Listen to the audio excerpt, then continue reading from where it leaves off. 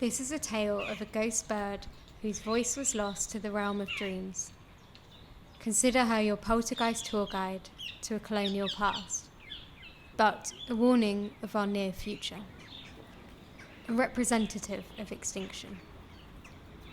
Her story is a violent dance between human and bird, and one to be told on behalf of all birds flying along the brink of extinction today. Those laying their eggs earlier and earlier as temperatures rise.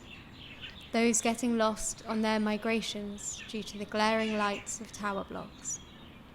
Those without enough insects to eat. She is a Norfolk Kaka. To me, she's called Audrey. In life, she lived on a tiny speck of island, 5 by 8 kilometres, in the middle of the Pacific Ocean. In death, she lives in Naturalis Biodiversity Centre, Leiden. Whilst living in Australia some years ago, this small parrot stole my imagination with her story. I visited her home to breathe the air she used to breathe. Now we are somewhat reunited in Europe, living just 19.4 kilometres apart. We have almost come full circle. It seems our histories are tied and always have been. Audrey exists as a hazy semblance of her alive self, a hollowed out and stuffed skin, captured in eternal stillness, and as brief passages in colonial diaries.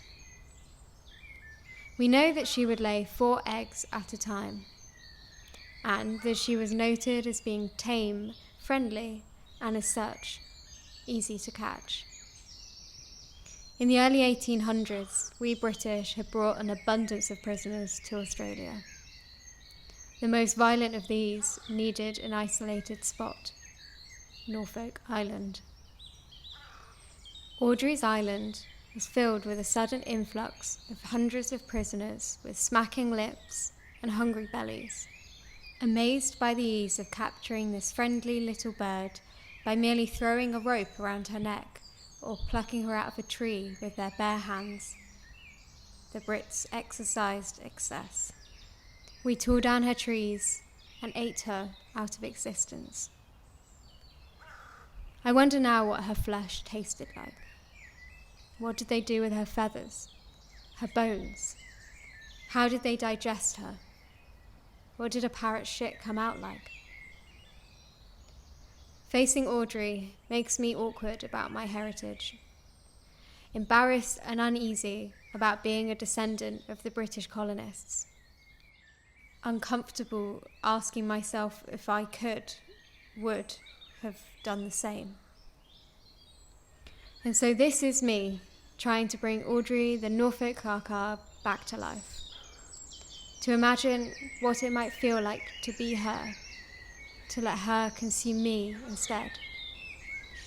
To ask in what ways we can confront the terrors of the past, and how this can help us prevent the impending terrors of the future.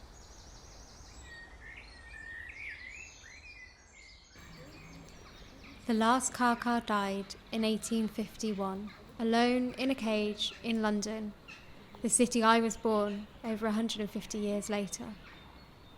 Who was she, this final Kaka? And who brought her to London? How? As she sat in the cage, waiting to experience the final death of her kind, no one was able to record her voice, her bird song. Hoarse, quacking, inharmonious noise, sometimes resembling the barking of a dog, are the brief lines left for us to conjure up that sound. But perhaps she managed to elude the final capture, Audrey and her friends, by keeping her voice to herself. Perhaps in our futile guessing game of what she may have sang, how loudly and how often, she keeps herself existing forever in the realms of our imaginations and dreams.